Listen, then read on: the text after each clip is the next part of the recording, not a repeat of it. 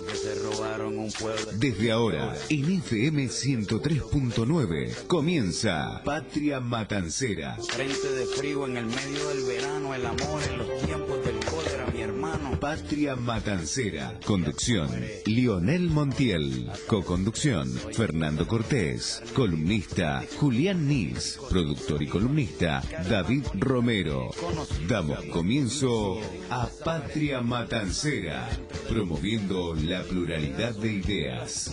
Tú no puedes comprar al viento, tú no puedes comprar al sol, tú no puedes comprar la lluvia, tú no puedes comprar el calor.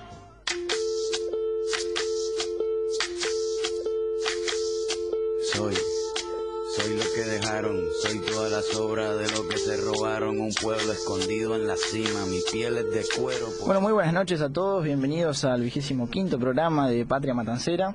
Mi nombre es Fernando Cortés, como viernes tras viernes voy a estar conduciendo en la noche de hoy. Me acompañan, como siempre, los compañeros aquí a mi derecha, David Romero. Buenas noches, David, ¿cómo estás? ¿Qué tal? Buenas noches, Fernando. Aquí a mi izquierda lo tengo sentado a Lionel Montiel. Buenas noches, Lío, ¿cómo estás? Buenas noches a todos. Se nos reincorpora un compañero que había tenido una ausencia el viernes pasado, Julián Nis. Buenas noches, Juli. Buenas noches a todos. Bueno, muy bien, bienvenido a la mesa. Y en la noche de hoy vamos a tener una participación especial. Vamos a contar con la presencia del señor Marcelo Vélez, ¿sí? Él es miembro del partido GEN, ¿sí? Generación para el Encuentro Nacional. Buenas noches, Marcelo, ¿cómo estás? Buenas noches, chicos, buenas noches a la audiencia y bueno, acá estamos. Bueno, bienvenido a la mesa, es un gusto contar con tu presencia hoy aquí y bueno, que seguramente nos va a nutrir de mucho aporte en cuanto a la discusión de la temática que tenemos preparado para la noche de hoy.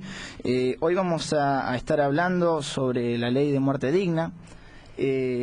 Tenemos en consideración, Marcelo, que has sido partícipe de la impulsión y has trabajado sobre esta temática, así que bueno, consideramos que tu aporte va a ser de vital importancia para la exposición en esta mesa.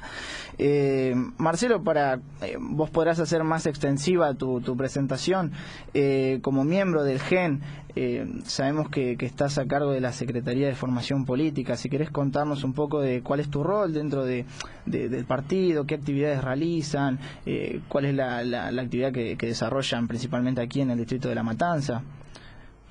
Bueno, principalmente yo estoy abocado a la parte de formación, de docencia, se podría llamarlo así, pretendiendo quizá o siendo muy ambicioso, pero sería la idea, en la formación de lo que son los jóvenes, digamos, articulo mucho con todo lo que es la movida de juventud y de los chicos que recién se inician, y sobre todo que tenemos dentro de GEN una particularidad con la juventud, que la mayoría no son chicos que vienen de militancia de otros partidos, que han tenido experiencia militante, sino que son puramente que se han formado y han incorporado la militancia a su vida en el GEN, y son los que nacen en el partido. Entonces, como es un partido nuevo y cuando estamos totalmente asentando algunas cuestiones, sobre todo en el estatuto y en demás, para ir viendo algunas cosas de qué es lo que es o cómo se puede presentar la ideología del partido ante la juventud y cómo se pone en práctica esa ideología. Y eso es un poco lo que uno trata de inculcarle o de formar y tener en esas charlas que tenemos en las reuniones de juventud junto a otros dirigentes también, como el presidente del partido, Rosendo Barcado, nuestro concejal Gustavo Ferragut, con quienes todos están a la mano y siempre tienen los pibes o los jóvenes acceso a charlas con ellos sobre todos estos temas, ¿no? Y sobre algunos temas puntuales también. Uno de esos temas, en su momento, cuando yo traigo esta inquietud al seno del partido sobre el tema del pedido de una mamá por esta ley, es un tema que antes de impulsarlo, antes de ponernos en práctica, se debatió mucho entre nosotros y había diversas opiniones, ¿no? Donde prevalece después que sí era una necesidad esa ley, pero primero costó porque, bueno, había mucho prejuicio, mucha desinformación, pero se debatió mucho en el seno del partido y sobre todo con los jóvenes por este tema, ¿no? Bueno, y ese tipo de participación es la que uno quiere porque intenta incentivar ese tipo de militancia pensante y racional, no solamente tener gente que sea obediente o que esté atada porque sí a una ideología, ¿no? Sino que la comprenda, que la sienta y que la tome como bandera. Muy bien, bueno, como bien decías, ya nos introduciste un poco a lo que es el tema de la ley de muerte digna, que es el tema principal de esta noche. Contanos un poquito, tal vez de pronto después iremos haciendo algunas intervenciones u otras preguntas referidas al tema. ¿Cómo fue la impulsión de este proyecto? ¿Cuáles fueron las discusiones más importantes que se fueron generando en torno al tema? Mira, el tema llega a mí a través de mis contactos de Facebook, de gente del barrio. Yo venía trabajando hace mucho en proyectos del barrio y en contacto con mucha gente. Entonces me pide la señora Silvia Ferraro, una vecina del barrio, me contacta con Selva Arbón, que es la mamá de Camila, porque ella tenía esta inquietud, esta necesidad, y estaba habían creado un grupo que fue creado por Silvia, que era por el derecho a una muerte digna. Y evidentemente, viendo que alguno podía llegar a tener idea de cómo asesorar y de cómo guiar en esto, le dimos para adelante. Bueno, primero, como te dije, se discutió en el partido, lo discutimos entre todos. Cuando hubo entendimiento de la cuestión y cuando nos pudimos poner de acuerdo en el tema, avanzamos, y de acá, desde Matanza, siendo que la señora Selva Arbón es de Seiza, partió igual la ayuda sin importar, digamos, el tema jurisdiccional, y es donde empezamos a gestionar la entrevista con nuestro diputado nacional, Gerardo Milman, quien se comprometió en el momento. Él ya estaba informado al momento de la entrevista de qué tema se trataba, y como él hacía poco había logrado poner, digamos, su proyecto que se convirtiera en ley, que fue el de seguridad bancaria, que lo había disparado socialmente el caso Píparo. Él ya había presentado unos meses antes su proyecto del tema de la seguridad y sobre tapar las cajas de los bancos y demás, algunas cuestiones más. Entonces, él venía de haber conseguido esa ley, y quizás entusiasmado con esto, es que prestó atención que podía llegar a hacer algo en esto, porque él tenía la forma. Cuando uno recorre un camino y tiene éxito, es fácil, o quizás tiene más entusiasmo que otro en lograrlo, ¿no? Bueno, él preparó, mediante sus asesores y todo lo demás, preparó este proyecto, y en ese momento fue muy sincero con nosotros. Nos dijo: yo puedo presentar el proyecto, no somos mayoría dentro del Congreso, y lo que va a disparar este tema o no es la presión social que tenga. Entonces, en esa parte yo no cuento, yo puedo hacer lo mío, que es presentar el proyecto, elaborarlo y presentarlo.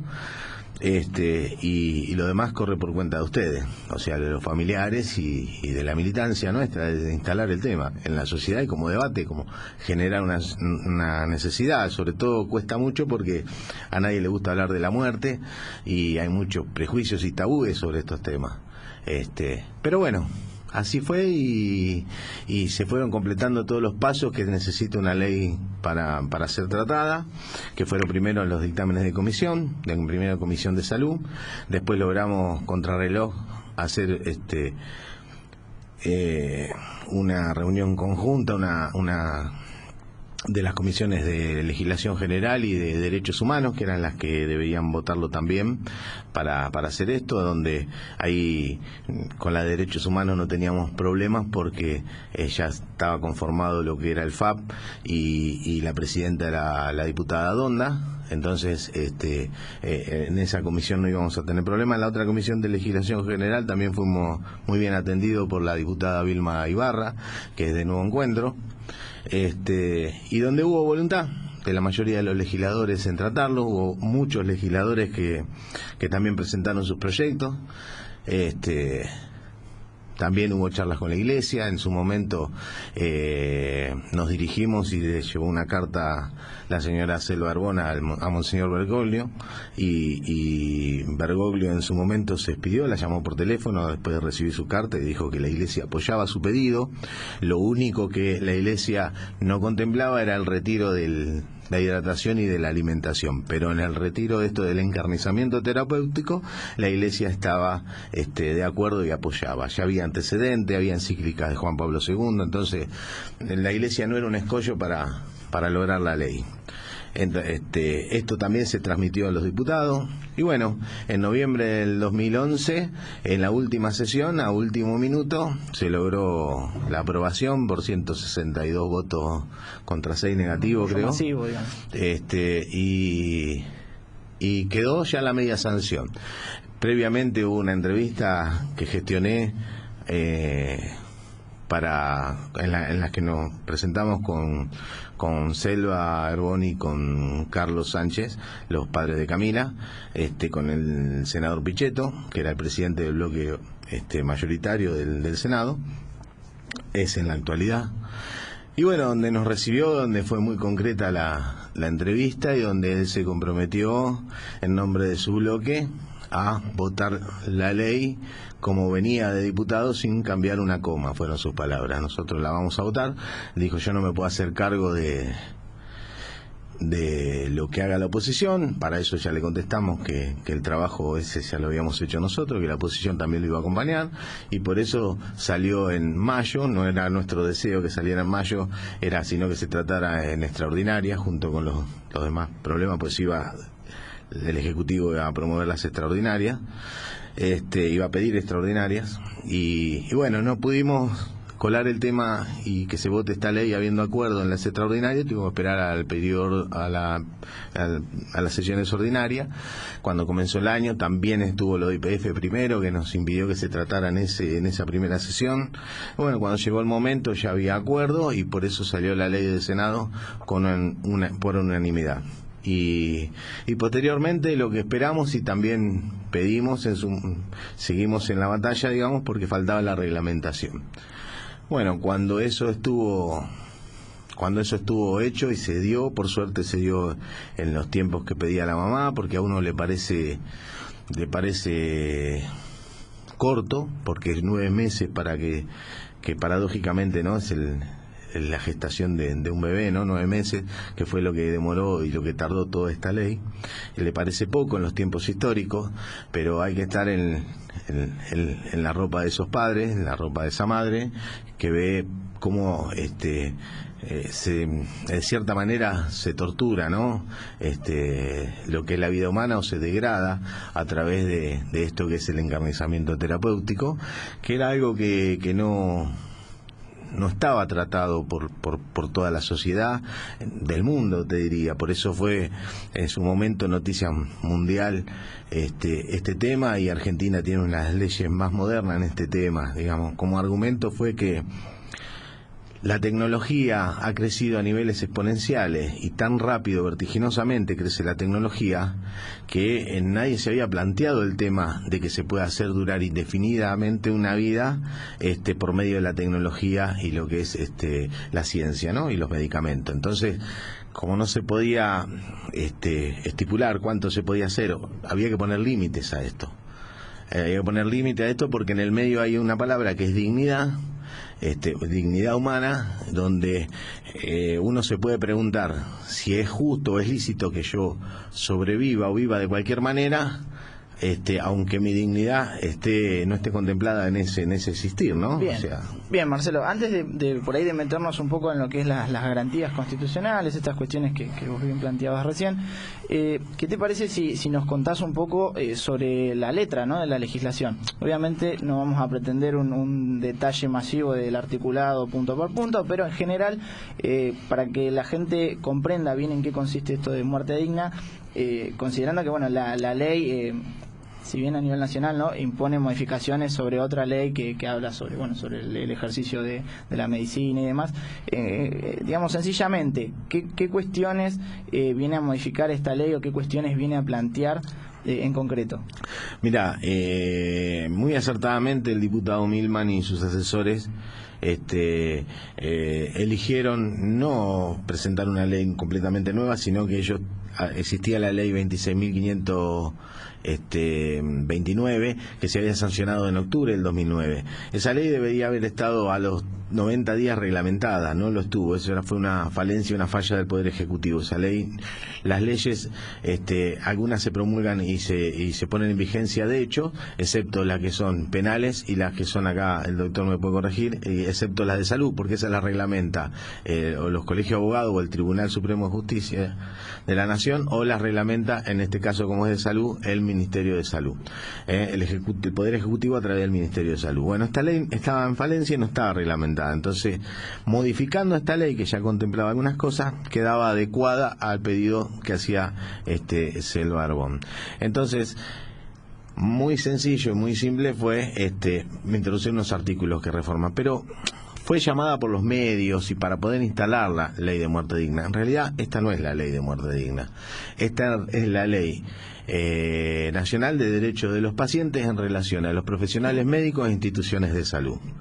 Y solamente en 2 o 3 artículos hablamos del tema de la muerte digna. En los 23 artículos que tiene la ley, o 24 artículos que tiene la ley, se hablan de otras cosas, como el derecho universal a la historia clínica, como el buen trato que tienen que tener los profesionales hacia los pacientes. O sea, hoy por ley, esto es reglamentado, uno en cada institución que va tiene el derecho a llevar la historia clínica y es personal, es de uno, no queda en poder de la institución, queda en poder de uno. Entonces, hay un montón de cosas que contempla la ley y que no es muerte digna tal como la llamamos en los medios, sino es ley de derecho del paciente. Por eso ya hablamos de una ampliación de derecho muy importante, y por eso esto quizás pone algún coto a algunas instituciones médicas que abusan de lo comercial, del criterio del paciente. El derecho a la información: a un paciente se le tiene que informar el diagnóstico que tiene que firmar y conformar esa información que recibe. El profesional debe el consentimiento expreso que lo denominan. Y el profesional tiene que realmente tener la firma del paciente que comprendió el estado de salud que tiene y ante una eventual operación todas las consecuencias que pueden tener. Esa es la información conformada que tiene que figurar en la historia clínica. Y esto, bien sabido es, tenemos muchas clínicas donde sobre todo van los pacientes de PAM y demás, donde todos estos derechos son violados constantemente y donde más de a uno se debe sentir identificado cuando cae en una guardia y no le dicen a los familiares ni al propio paciente cuál es su diagnóstico y los médicos salen de ellos. Bueno, esto es un derecho y hoy es por ley que se tiene que hacer, ¿no? Bien, vamos a irnos al primer corte de este programa. Antes vamos a dar las vías de comunicación. Como siempre saben que estamos abiertos a las distintas exposiciones de la audiencia en general. Para ello tenemos el teléfono 4651-4858. La otra línea es 3530-5131. Saben obviamente que nos siguen por FM Plural 103.9 o vía online ingresando a www.radioplural.com.ar. Los distintos medios electrónicos, ya sea el mail, nos pueden escribir a patriamatancera@gmail.com. Estamos recepcionando en nuestro muro de Facebook inquietudes, comentarios acerca del tema. Nos buscan como Patria Matancera o pueden hacer sus aportes a nuestro blog, que es www.patriamatancera.blogspot.com.ar. Bueno, bien, en el segundo bloque vamos a continuar con la participación del invitado y el resto de los compañeros discutiendo acerca de muerte digna y la actualidad del GEN. Así que nos vamos a ir al primer corte con un temita musical.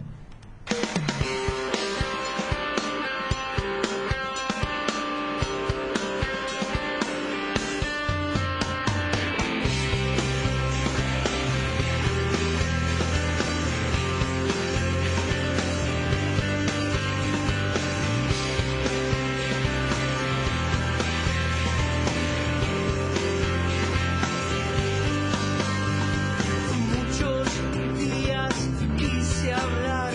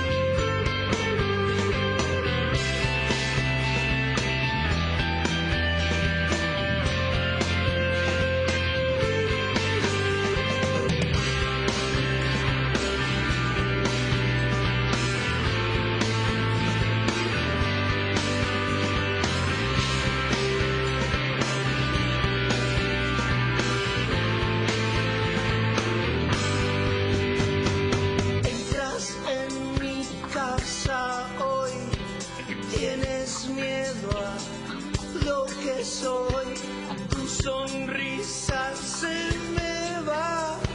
Si sabes muy bien a dónde voy.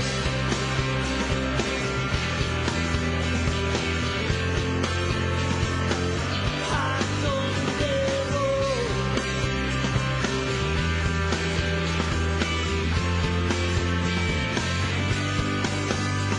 Muchos días quise hablar, muchas sombras hay acá.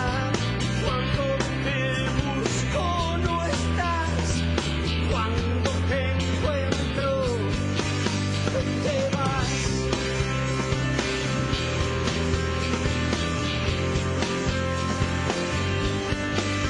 Te vas. Te vas.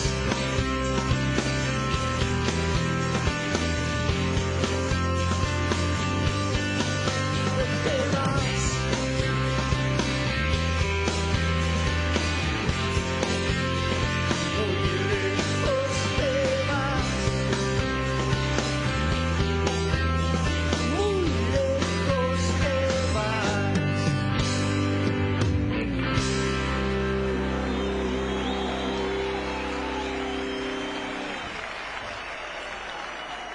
Seguimos en Patria Matancera.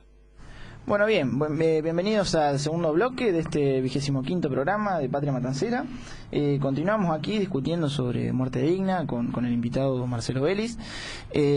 Vamos a indagar un poco, Marcelo, ¿te parece si nos contás un poquito más en detalle respecto de esta situación particular de esta persona de la cual nace la iniciativa por legislar referentemente a lo que es muerte digna, y cómo lo vivís vos de manera personal? Recién en el corte nos contabas un poco el rol que tuviste dentro de la situación. Contanos un poquito acerca de esto. Sí, en realidad la necesidad nace a través del cuadro que vive la familia, ¿no? Y de toda la situación como se dio en general. El de Camila había sido un parto normal, como el de había sido su hermana Valentina. O sea, un embarazo normal, quiero decir, donde se complica en el parto. Y donde se complica en el parto también por una mala praxis. A ella la recibe una partera en la clínica cuando ya estaba con los síntomas, tenía la dilatación que correspondía, que iban a hacer, y le provocan la rotura de bolsa. De una manera quizás incorrecta, que al romperse esa bolsa, sale con mucha fuerza el líquido arrastrando también el cordón, donde el cordón es apretado con la cabeza de la bebé y le produce una hipoxia. No se hicieron las maniobras correctas en esos casos, a lo mejor, que era empujar la cabeza para liberar el cordón y permitir el suministro de oxígeno. Bueno, entre que pasa este acontecimiento y aparece el médico y le hacen le inducen el parto, pasaron más de 40 minutos, a lo cual cuando nace la beba, que nace Camila, nace muerta. Inmediatamente los médicos le hacen maniobras de reanimación durante casi 20 minutos y logran activar su corazón, pero su cerebro ya prácticamente había sufrido daños irreparables e irreversibles. Durante un año... Marcelo, disculpa, sí. ¿podés contarnos en qué hospital fue esto o clínica? Esta fue en la clínica Monte Grande. ¿Qué municipio? Monte Grande. Monte Grande, en el municipio de Esteban Echeverría, en la clínica Monte Grande.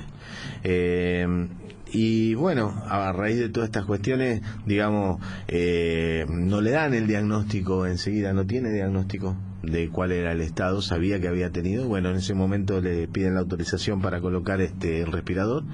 Ella accede sin saber absolutamente lo que pasaría después y le colocan el respirador con entubamiento y sin lo que fue después, que fue la traqueotomía y el botón gástrico, ¿no? Para la alimentación. Bueno, ella durante un año, la familia con alguna esperanza de que quedara con algún tipo de parálisis cerebral y demás, pero con algún grado de posibilidades, la familia la interna en la clínica Alca, donde está hoy Gustavo Cerati. Durante ese año tratan de estimular, siguen todas las terapias que aconsejan los médicos y todo lo dicen, hasta que el Obra Social le plantea, por los costos que que tenía esa clínica, es muy cara, bajarla a otro nivel porque no había habido avances. Entonces recién en ese momento, cuando ella tienen que hacerse los papeles y pedir la derivación para el centro gallego, que es donde finalmente termina, tiene un papel con un diagnóstico firmado donde es estado vegetativo permanente e irreversible. Hasta ese momento nunca lo supo. Entonces hubo todo un año, imagínense, desde Ezeiza hasta el Alcla, que es allá cerca del Parque Sarmiento, de viajar en la semana con su trabajo. Selva es docente, el marido también, su esposo trabaja, y con una hija, ¿no?, que tiene 8 años, hoy vale 9, lo que significa para una familia todo ese trajín y todo ese trayecto y todo ese sacrificio en función de un diagnóstico desconocido y de alguna falsa esperanza que quizás se le pudo dar. Bueno, cuando tiene la certeza de lo que pasaba, ella se empieza a interiorizar del tema, hace un curso de bioética en la UCA, en la Universidad Selva es católica, muy creyente, directora de un jardín católico, y licenciada en Ciencias de la Educación, o sea que ella pone a estudiar a ver de qué se trataba, y ahí es donde empieza a descubrir todo esto. Se encuentra con quien había luchado antes también por este mismo tema, que fue Susana Bustamante, por su hija Melina, que también estaba con una enfermedad terminal. Si bien los diagnósticos eran distintos, porque estábamos hablando de una enfermedad terminal como la de Melina y de una enfermedad permanente irreversible como la de Camila, bueno, se juntaron las necesidades de estas dos madres de pedir y de tener esta ley. Así que eso fue lo que más o menos detona o desencadena todo este pedido. Y primero es muy chocante, porque cuando uno en frío y sin información le dice, mirá, quiere una ley porque quiere desconectar a su hija, quizás me salen como me salió a mí en su momento esto de decir, señora, usted pretende que yo le ayude con una ley para matar a su hija, y no es así. Simplemente cuando uno ve que lo que se está haciendo sobre un cuerpo, sobre alguien querido, es hacerlo durar sin ningún tipo de dignidad. Camila no tenía posibilidades ni actividad cerebral, ni siquiera para pestañear, por lo que al no pestañear se le secaron las córneas y había quedado ciega. No tenía absolutamente ninguna expresión corporal de ningún tipo, ni gesto, ni sonido, ni dolores, ni movimientos, más que algunos que eran nerviosos, que eran por la medicación. Estaba completamente con una batería de medicamentos para las convulsiones y sedadas, y con una cantidad de medicación terrible, con el botón gástrico donde hablábamos del tema de la alimentación. Por ejemplo, en los animales, cuando un perro, que es lo que la mascota que más conocemos la mayoría, está moribundo, está en la última etapa, uno le puede poner la comida al lado y la bebida, y ni come ni toma, porque la anorexia le produce un estado de mejor bienestar. El comer le hace peor o le hace sentirse peor. El animal naturalmente se niega a comer. A Camila nadie le preguntaba si quería comer o no, o sea, era obligada a comer, obligada a respirar, y no era ni siquiera en lo religioso la voluntad de Dios, porque la voluntad de Dios en todo momento se puede interpretar que nació muerta. El que la revive es la mano del hombre, y el que la mantiene es la tecnología y la medicina, ¿no? Está bien, sí, yo en lo personal también prefiero remitirme a explicaciones racionales. Marcelo, de la lectura del articulado de esta ley, ¿no? Surge también el otorgamiento obviamente el otorgamiento a la participación de los niños, ¿no? Respecto de la decisión que se toma. Obviamente no va a ser aplicable a este caso porque estamos hablando de una recién nacida, pero ¿qué opinión tenés o tienen ustedes al respecto referente a esta cuestión, respecto de la intervención del niño, ¿sí?, en cumplimiento a distintas convenciones y tratados internacionales sobre derecho del niño en cuanto a lo que es el derecho a ser oído? Sí, me parece que sí va en sintonía con eso, no se contrapone y es muy similar, y se optó por la misma cadena legal, digamos, de peticionar y de representación que tiene que se usa para la ley de donación de órganos. Así que en eso creo que la ley lo ha contemplado. Igualmente no es una ley que obliga, esta es una ley que da derecho, esto hay que aclararlo muy bien para todo el mundo, o sea que no es decisión del profesional y no es decisión solamente de una de las partes, el decir, bueno, no quiero más este tratamiento o rechazo el respirador, sino que tiene que existir y tiene que coincidir con cierto tipo de diagnóstico, tiene que coincidir la familia o el enfermo, en todo caso que estuviera consciente, y tiene que estar evaluado por los médicos y su comité de bioética, o sea, no es a la ligera y no se va a andar desconectando todo el mundo, y aunque no quiera, y si la familia expresa su voluntad de mantener, como es en el caso de Gustavo Cerati, donde la mamá expresamente quiere, está en todo su derecho. Lo que quizás no había antes era el derecho para el que no quería. Estaba el derecho para que, o lógico, en el caso de Cerati, que la mamá estaba contemplada y se ajusta a derecho, y no el caso de Selva Arbón o de Susana Bustamante, no se ajustaba a derecho, y era la voluntad del paciente y la voluntad del representante legal del paciente, que es la mamá, no son los padres, no son los tutores y son los padres. El límite y la diferencia está en lo que tiene que ver con la ortonanasia, la ditanasia y el encarnizamiento terapéutico. O sea, son tres cosas distintas. Una es prolongar la vida, ¿no? La otra es otorgar algún medio para facilitarlo, o sea, desde dentro de la dignidad del paciente, de utilizar su autonomía. Y lo que yo me quiero referir es a qué pasa, ¿no?, cuando tenemos que decidir por el menor. O sea, porque él hablaba de un derecho de hacer oído. Creo que el derecho a ser oído era el derecho que le asistía a la hermana de esta chiquita a consentir o no, según la edad que tenga, por propia voluntad o a través del ministerio pupilar, si estaba de acuerdo con que desenchufen o no a su hermano. En el caso ahí es donde se interpretaba. Si era por el caso de Valentina, claro. Y a lo mejor quizás esto es una intimidad de la familia, ¿no? Pero creo que en esto hay tranquilidad de parte de ambos padres, porque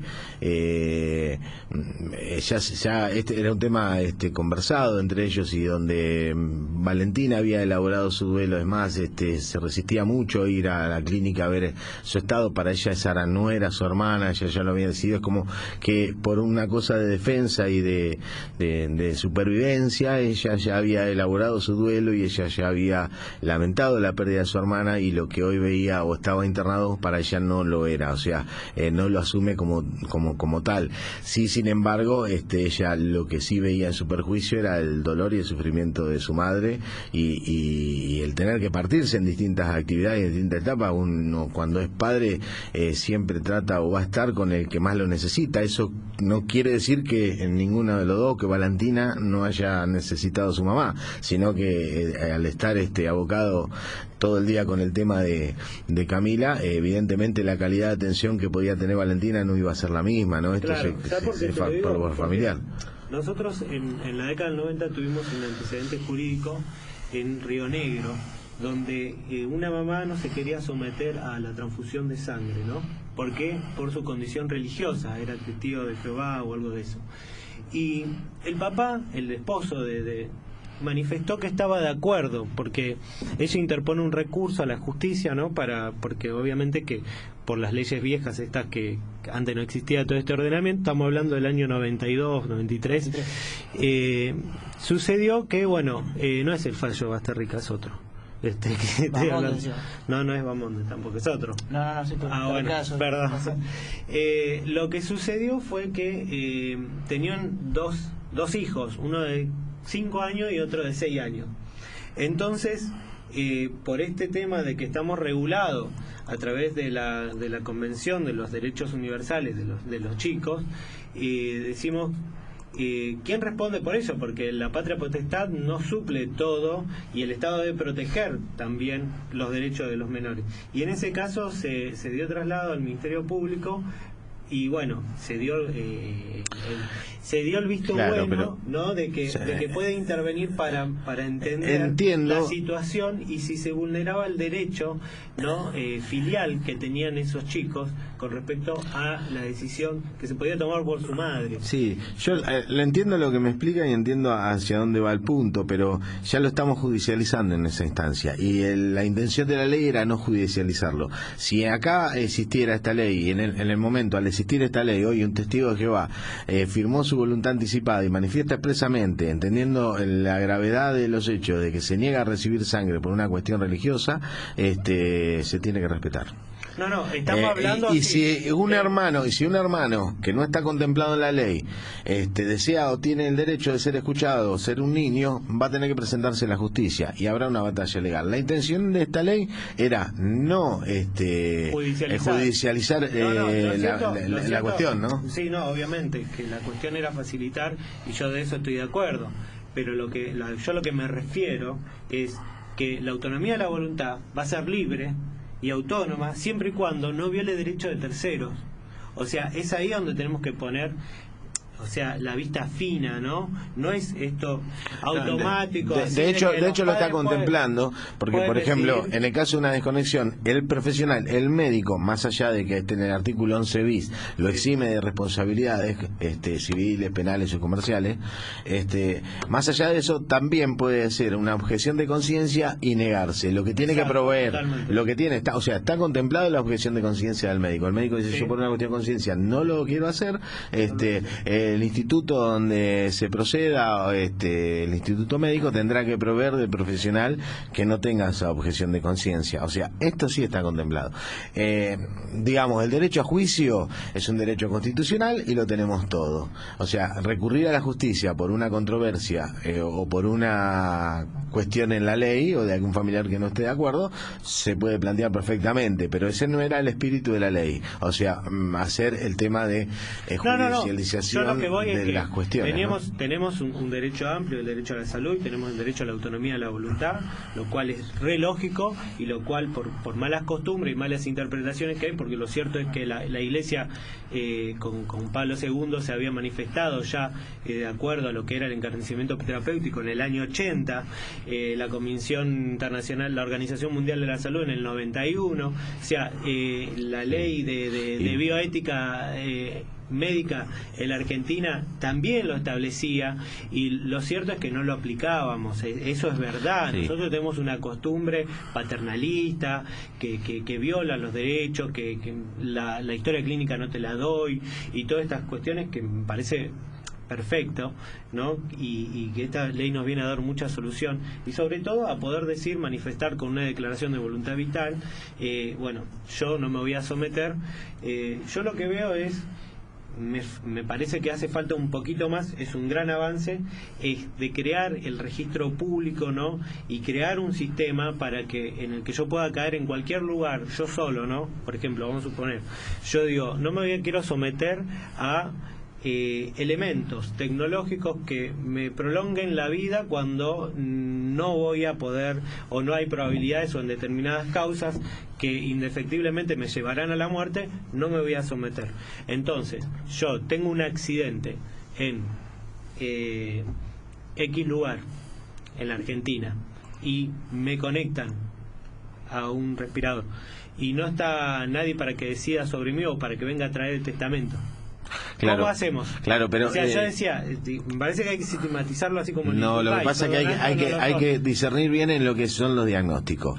Una cosa es que un paciente esté en un respirador y esté en coma, un paciente comatizado, que de un coma no hay ciencia cierta si puede despertar o no, y otra cosa es con un diagnóstico de estado vegetativo permanente irreversible. Son dos diagnósticos distintos. Y para agregarte un poquito ahí a lo de Juan Pablo II, en los últimos momentos Juan Pablo II estaba la opción y se le ofreció la opción y que intentaron llevarlo a una clínica para prolongar su existencia, a lo que Juan Pablo II se negó y decidió morir en el Vaticano rodeado de sus familiares. Bueno, obviamente O sea, que eso es distinto, eso que mañana el legislador diga, bueno, yo me voy a someter y apoyó Claro. esta ley, eso es distinto, una cosa es cuestión Lo que pasa es que hay dos premisas que son fundamentales, que son fundamentales y a lo mejor no las pusimos hoy en el tapete, y que muchos de los intensivistas resistían a este tema y a esta ley. ¿Por qué? Porque ellos decían que en su momento libraban una batalla contra la muerte, y esto realmente es un imposible, porque la muerte siempre acontece y la muerte gana siempre.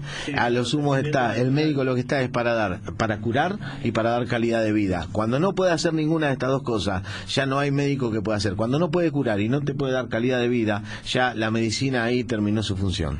Yo lo que voy es, la ley dice que nosotros podemos decir en qué tratamientos y cuáles no nos vamos a someter, ¿no? El tema es, a mí me pasa esto en La Quiaca, yo vivo en Buenos Aires, me pasa algo en La Quiaca, o no hay nadie, yo voy y declaro. ¿Cómo hacen el equipo médico del hospital que interviene, del centro de salud que interviene, para saber que yo tengo una declaración de voluntad vital?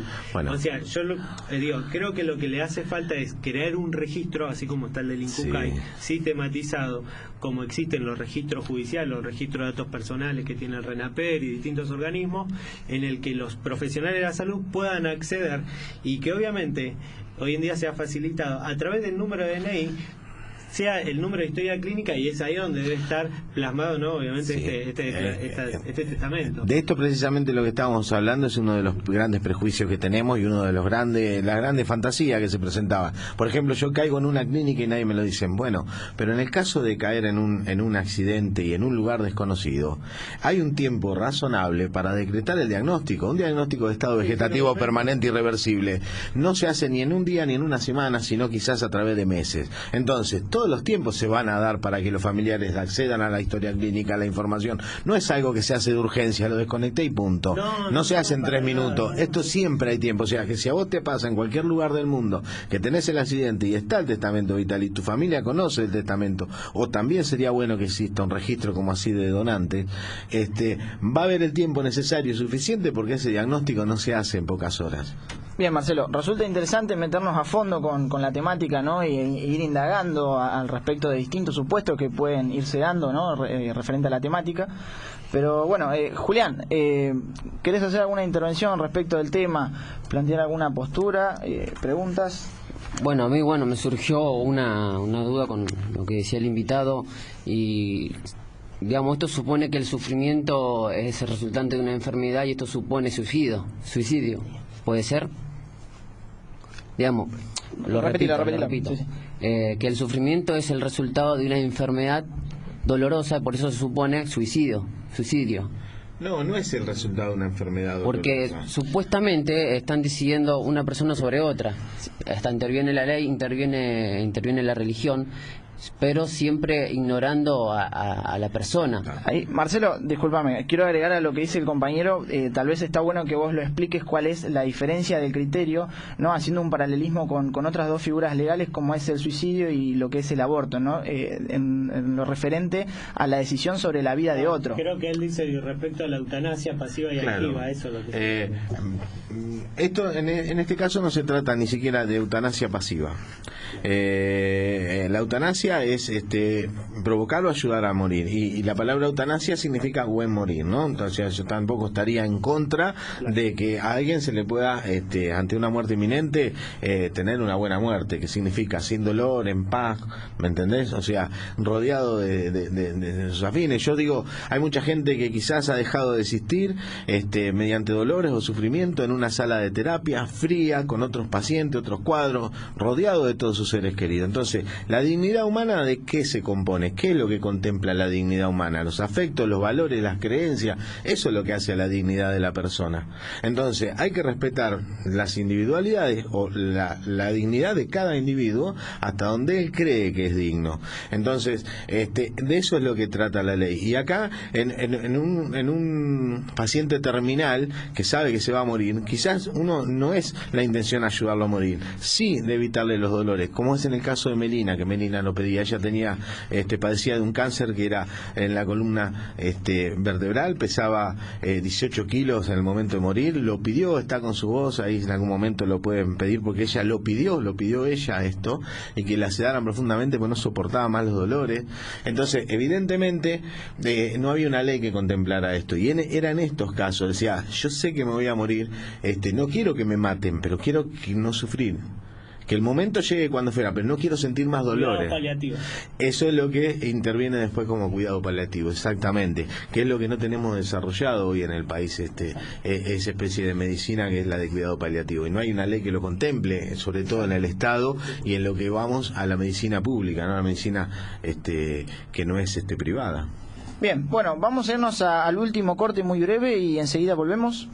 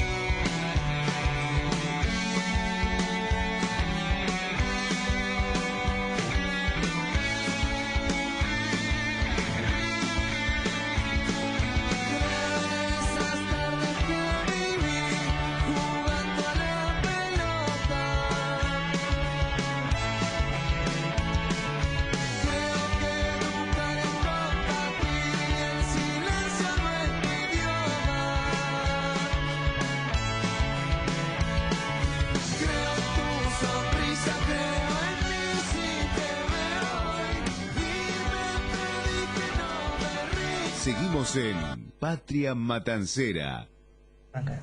Bueno, bienvenidos al tercer y último bloque de este 25º programa. Nos estamos quedando muy cortos con el tiempo, como suele suceder en estas mesas de discusión. Así que, Lío, vamos con el zapping de noticias semanales que hacemos viernes tras viernes. Tal cual. Esta semana hubieron varias noticias que son conocidas bien por la gran mayoría, ¿no? Porque tuvieron una fuerte repercusión en los medios nacionales. Quizás uno de los más importantes fue el retorno de la fragata Libertad acá al puerto de Mar del Plata, que donde se realizó un acto de bienvenida encabezado por la Presidenta de la Nación, y además, convocó a gran parte de la militancia, ¿no?, oficialista a este evento. Fue un acto mitad militante, mitad, ¿no?, como la fragata se lo merecía. Puede tener diferentes interpretaciones según desde dónde se lo mire. También un evento muy importante a nivel latinoamericano fue el acto de asunción simbólica de Hugo Chávez a la presidencia de Venezuela. Como sabemos, Hugo Chávez está internado en Cuba, ¿no? por un tumor grave que tuvo o tiene. No se tienen muchas noticias sobre su salud. Y bueno, los tribunales de Venezuela dijeron, ¿no?, que aunque él no esté presente, no hace falta que él esté asumiendo, ¿no?, personalmente el cargo de presidente de la nación, sino que esto ya sea de forma automática. Por lo tanto, igualmente se llevó adelante un acto muy importante donde acudieron cientos de miles de seguidores de Chávez. Habló el vicepresidente Nicolás Maduro, ¿no?, con un discurso totalmente acorde al alineamiento de Chávez, y también acudieron varios presidentes latinoamericanos como Mujica de Uruguay, Evo Morales de Bolivia, y entre otros, además de delegaciones de diferentes países, entre ellos Argentina. Ayer también, por cadena nacional, la Presidenta de la Nación anunció que se van a recambiar los vagones de las líneas ferroviarias Mitre y Sarmiento, algo que bueno, en cierta manera se puede considerar como positivo, pero también hay puntos de vista críticos que dicen que esto ya se debería haber hecho antes, que ya se han comprado vagones que están tirados por ahí. Como todo, ¿no?, según desde donde lo miremos, podemos apreciar lo más positivo o los aspectos negativos de este tema. Aparentemente los vagones serían fabricados en China y se empezarían ya a traer a partir de los primeros meses del 2014. Y bueno, la última noticia, así simplemente como dato, ¿no?, para tener en cuenta, es que a partir de mañana ya la línea A de subtes no va a funcionar aproximadamente por 2 meses, por el motivo, ¿no?, de que se van a recambiar también los vagones de esta línea. Bien, otra noticia importante respecto del transporte para bueno, todos aquellos que salimos a trabajar muy temprano. Julián, ¿querías agregar algo? No sé si respecto al tema, sobre otra cuestión. Bueno, ya como Leonel dio una información global, voy a hacer lo más breve posible para todos los matanceros, comentarle sobre una situación que están sufriendo los trabajadores de Telefónica, que fueron despedidos gran parte de los trabajadores y hace un mes que no le pagan.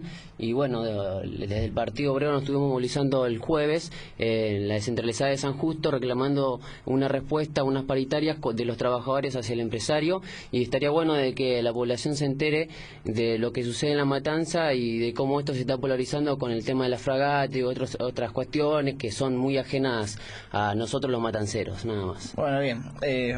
Antes de irme, quiero rescatar, ¿no?, el aporte que hizo Juli, ya que muchas veces pasa que justamente los grandes medios nos muestran por ahí pantallas nacionales, ¿no?, de 2 o 3 eventos, y la realidad es que muchos eventos muy importantes, despidos, problemáticas suceden sociales, simultáneamente, tal cual, que están sucediendo en el día a día, no las vemos, no las vemos ni en las tapas de los diarios, ni siquiera en las primeras páginas. Está bueno también, ¿no?, traer lo que sucede acá en los barrios, ¿no?, que también son cosas importantes porque nos afectan a todos. Bueno, aparte de mencionar eso, todos sabemos que el servicio de mantenimiento está tercerizado, tanto con Telefónica como Edenor, y que las condiciones son malísimas. Los que vivimos en los barrios de La Matanza lo vemos. No tienen el elemento adecuado para trabajar, no están instruidos y son trabajos de riesgo. Y también lo vemos con la gente de recolección de las basuras, ¿no?, que no tiene tampoco la ropa adecuada, ni se cumple con las normas de seguridad, y a su vez también tercerizados por otras empresas para evadir responsabilidades. Bien, tercerización es un tema importante que lo podríamos abocar en otro programa, largo también como todos. Así que bueno, en fin, Marcelo, no me queda mucho más que agradecerte la participación. Has dado una exposición muy rica, ¿no?, en cuanto a contenido, experiencia y demás. Quedás más que invitado para próximas oportunidades. También la verdad que nos gustaría mucho contar con la participación de esta señora Selva, ¿sí? A ver si podemos traerla aquí a la mesa, que ella nos pueda contar también desde lo personal, ¿no?, cómo ha vivido esta situación. Así que hacemos extensiva a ella también la invitación y bueno, no más que agradecerte, Marcelo, y bueno, estás invitado para participar cuando quieras. Perfecto. Sí, les agradezco y seguramente Selva va a poder estar, excepto que quieran que esté ahora, tiene creo que sus vacaciones. Y quería hacer un aporte más acá a lo que hacían a las cuestiones de matanza, que quizás y no me gustaría dejarla pasar por alto, que es las novedades que hubo en el caso de Luciano Arruga, donde hubo un policía detenido en la Ferrere y donde se nos va a dar seguramente el cambio de carátula, que es de averiguación de paradero a desaparición forzada. Es un caso que es ícono ya casi en Latinoamérica, hasta la ONU se pronunció en esto. Y el 26 de enero en la localidad de Loma del Mirador, en la avenida San Martín y Mosconi, se va a hacer las actividades culturales y el festival por los 4 años de desaparición de Luciano, entre otras de las cosas que también pasan junto con la fragata. Bien, acá aprovechamos también para comentarlo. Selva nos está dejando un comentario en el muro de Facebook, ¿no? Agradeciendo, ¿no? por la exposición realizada y demás, y por el tratamiento del tema. Así que le vamos a mandar un saludo a ella y a toda su familia también. Ya nos queda un minuto. Aprovechamos, chicos, si alguno quiere mandar saludos. Yo voy a mandar saludos a Adalberto y Mirta, así que nos están escuchando desde la localidad de González Catán. Como saben, en algunas localidades pueden seguirnos vía online, ¿no? Ingresando a la página de internet. ¿Alguno más quiere mandar algún saludito? Bueno, ahí estamos entonces. Esto ha sido el 25º programa de Patria Matancera. Muchas gracias, Marcelo. Muchas gracias a los compañeros que han participado y han expuesto sobre el tema. Así que bueno, esto fue todo. Muy buenas noches. Buenas noches. Tus pulsaciones aumentan. Tu adrenalina marca el ritmo. Tu radio. Pone la frecuencia. 103.9. El ritmo del verano 2013 está en tu radio.